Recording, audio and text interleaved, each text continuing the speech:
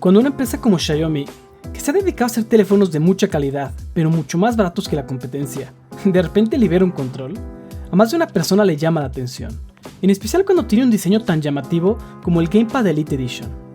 Pero detrás de su diseño y marketing con palabras inventadas, ¿podrán repetir la fórmula que hace a sus teléfonos tan exitosos? ¿O se perderán en los miles de detalles que necesita un buen control? Desafortunadamente es más la segunda que la primera. Bienvenidos de nuevo, yo soy Claudio y esto es De Cero a Tech.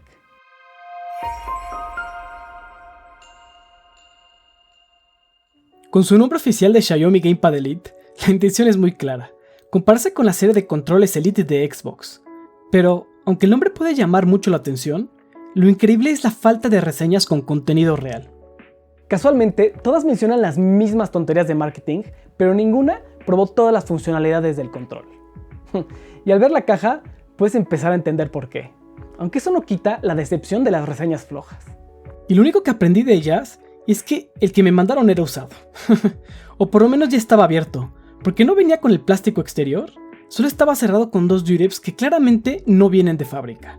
Por lo menos al abrirlo, el control parece que está bien. Quitamos su bandeja y abajo vemos el manual. Y aquí está la sorpresa de por qué todas las otras reseñas son basura. Solo viene en chino. Pero eso a nosotros no nos va a detener. Raro porque no trae cable USB-C para cargarlo. Y lo siguiente es el clip para poner el teléfono, que en su lugar de la caja se ve claramente que ya lo habían sacado. Y pues sí, la gran decepción. Viene roto en su punto de flexión. Y es una lástima porque está muy bien diseñado. Al ponerlo apunta más hacia el frente del control, no hacia arriba. Esto hace que la posición del teléfono tenga un mejor punto de equilibrio que la mayoría de los clips, aunque no tenga el diseño de escalera.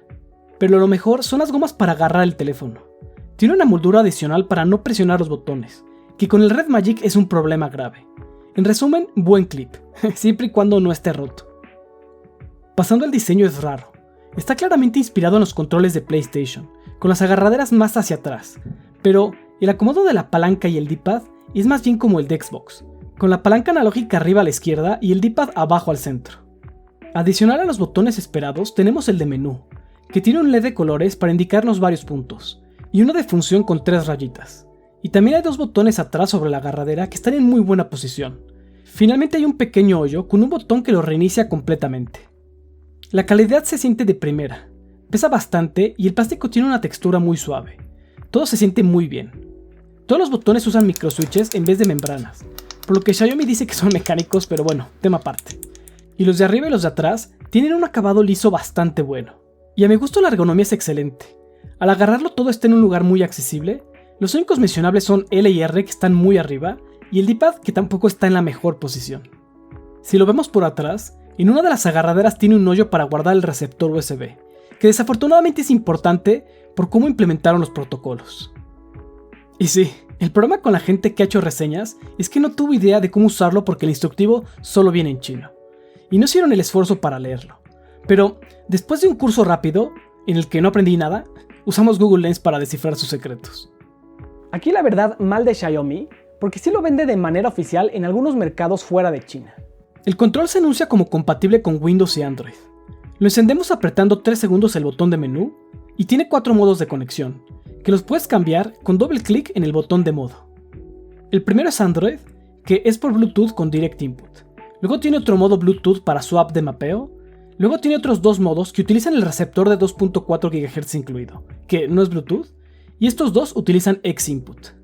Lo que lo pone en desventaja porque solo tiene X-Input por USB. Por Bluetooth se conectó bien a Android, pero tuvo sus problemas que veremos en la siguiente sección. Y con el USB lo probamos tanto en Android y Windows, y muy bien, todo en su lugar. Algo que claramente no ha salido del manual es que para reemparejar, presionas arriba en el D-pad al mismo tiempo que lo prendes y lo dejas apretado por 3 segundos. Como funcionalidades adicionales presumen que tiene un motor de vibración tridimensional, que la verdad no es nada más que un feedback bueno. La única manera de usarlo es con X-Input en Windows, pero la verdad sí se siente muy bien, mejor que controles chafas, pero nada comparable con la vibración en los gatillos de los controles de Xbox Series y menos con el de PlayStation 5.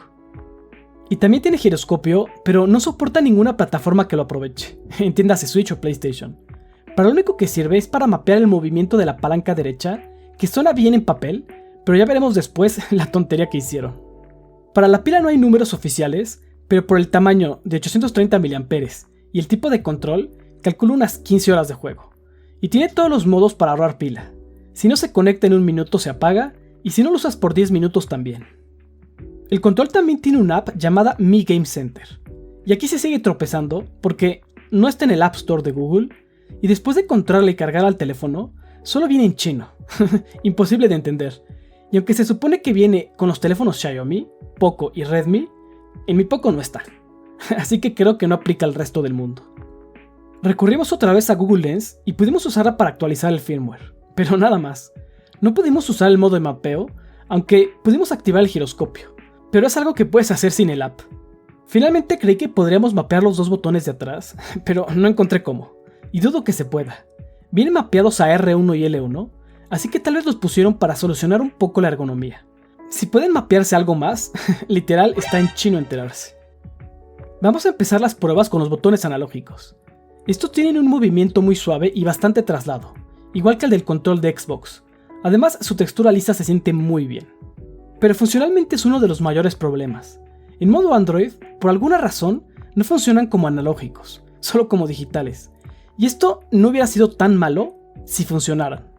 Pero al echarnos el clavado en Fortnite, inmediatamente hay un problema. Simplemente no los detecta. Todos los botones funcionan excepto esos dos. Y, por muy Gandhi que te sientas, lo máximo que vas a hacer es quedar en segundo lugar. Esto porque ridículamente los programaron para mandar la señal como botones de aceleración y frenado, y no L2 y R2. Ok, puede sonar raro, pero chequen. Todos los controles con botones analógicos mandan las dos señales al mismo tiempo. Incluso si lo conectas por USB para que use Xinput. Lo hace bien. Y con este modo ya pudimos jugar Fortnite y demás. Y es absurdo porque si los iban a dejar como solo digitales, entonces los hubieran mapeado a L2 y R2. Pero como los dejaron, solo funcionan los juegos de coche como Rush Rally, pero sin el soporte analógico. Ahora, con el USB en Xinput funcionan perfecto. La saturación es lineal y sin zonas muertas. Tanto en Android como en Windows, los juegos de coches lo detectan a la perfección. Pero seamos sinceros, no vas a estar conectando un USB a tu celular, por lo que podemos irlo considerando como solo para Windows. De las palancas analógicas, Xiaomi presume que son Alps, que sí son de lo mejor que hay, pero igual que las de cualquier control bueno. Lo que sí es que se sienten muy bien.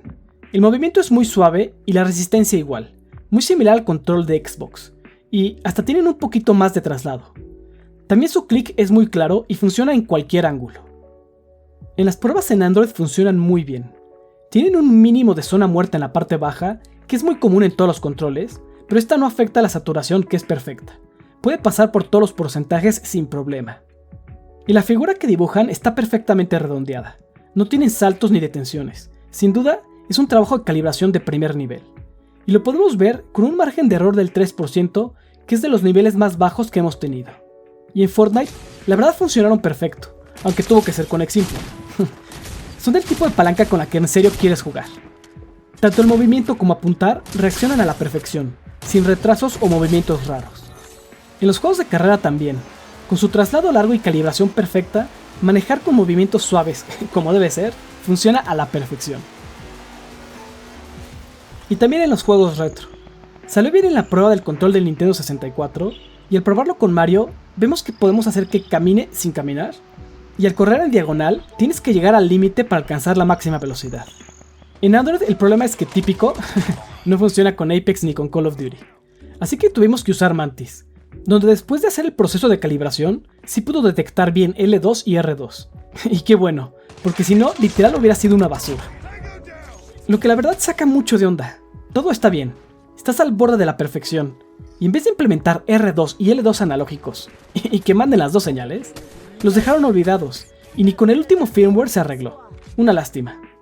Ahora mencionemos el modo giroscopio, que se enciende y apaga presionando el botón de las 3 líneas y R3 por 3 segundos. En teoría mapea los movimientos físicos del control a la palanca derecha, simulando los juegos que lo hacen en el Switch y PlayStation, donde haces los movimientos largos con la palanca y los finos con el giroscopio. Y funciona en todos los modos, y la verdad es que lo hace bastante bien. El movimiento es suave, se entiende. El único problema es que, 1, está todo el tiempo activado. No se activa solo cuando presionas un botón. Y 2, la palanca derecha deja de funcionar. Así que solo tienes giroscopio. Ahí te encargo que vayas a dar una vuelta de 180 grados con este control. Es absurdo. Me imagino perfecto al ejecutivo que se le ocurrió la idea. ¿Por qué no hacemos que apunte con giroscopio, igual que el PlayStation 5? Y los ingenieros así como, ¿qué es un PlayStation 5? E implementaron lo que se les ocurrió. Porque si has usado una vez en tu vida el apuntar con giroscopio, sabes lo absurdo que es bloquear la palanca. Bueno, no por eso vamos a parar las pruebas y ahora vamos a ver el D-pad. Este es uno de los puntos más raros del control. Puedes ver que está un poco elevado, como si pudieras quitarlo, y su figura es circular, como la de Sega, pero no tan grande. Es muy cóncavo y con unas pequeñas molduras para ayudar a presionar las direcciones. Al presionarlo utiliza microswitches que requieren mucha fuerza. Y muy al grano, usarlo es una basura. Aunque se siente bien las presiones, cambiar la dirección y hacer diagonales es un problema. En Contra 3 no puedes mezclarlas, tienes que apretar claramente la diagonal para hacerla. Pero la sensación táctil y lo duro de los switches hace imposible saber si estás apretando bien o no. Con todo y eso, creo que para juegos de precisión te puedes acostumbrar. Pero que no se te ocurra para juegos de pelea. Hacer las secuencias es imposible. No sé si es porque pasas la diagonal muy rápido, o la dejas apretada, o el timing, pero simplemente no funcionan. Puedes hacer los poderes, pero nunca de forma constante. Intentarlo hacer es un volado a ver si salen. El resto de los botones tienen la misma sensación, pero aquí sí funcionan muy bien. Traen el acomodo Xbox ABXY y usan microswitch, que los hace un poco más duros de lo normal, pero les da una muy buena sensación táctil. Xiaomi dice que son mecánicos. ¿Qué? No puedo decir que no, pero que le bajen una rayita a su marketing. Son solo microswitches. Los botones de función igual, microswitches, que en este caso es muy común, y se sienten muy bien. Y los botones L y R también, pero en este caso se siente diferente el clic y tiene un poco más de traslado de lo que te esperarías. Pero funcionan a la perfección, y si no te gustan, puedes usar los que vienen en las agarraderas, porque son lo mismo. La verdad, una lástima que no se pudieran mapear. Muy bien, saltemos ahora y revisemos el precio y la competencia. El precio oficial es de $99, que más o menos son 2,000 pesos mexicanos, pero como puedes ver ha bajado mucho de precio, y es fácil conseguirlo por menos de $60. Yo pagué 1,400 pesos en AliExpress en la tienda AI Intelligent Tech Store, que no la usen, porque como les dije, el control estaba abierto y el clip roto. Y es una lástima, es un control lleno de buenas intenciones, pero mala ejecución. No hay duda de que la calidad está ahí, pero que también lo hizo un corporativo sin alma que tenía las ideas de lo que quería, pero no el conocimiento para llevarlas a cabo. Y la verdad la única manera de recomendarlo es como un control para Windows, siempre que puedas dejar el frijolito USB conectado. Pero si lo quieres para Android, la competencia le rompe su mandarina. Los más obvios son el 8-Bit Do Pro 2 y el CooLiKit King Kong 2, Que no necesitan frijolito y también funcionan con el Switch. ¿Y qué más los hace mejores? Fácil, checa sus reseñas en cualquiera de estos dos videos. No olvides darle like y suscribirte. Y recuerda, juegos retro, tecnología moderna, de cero a tech.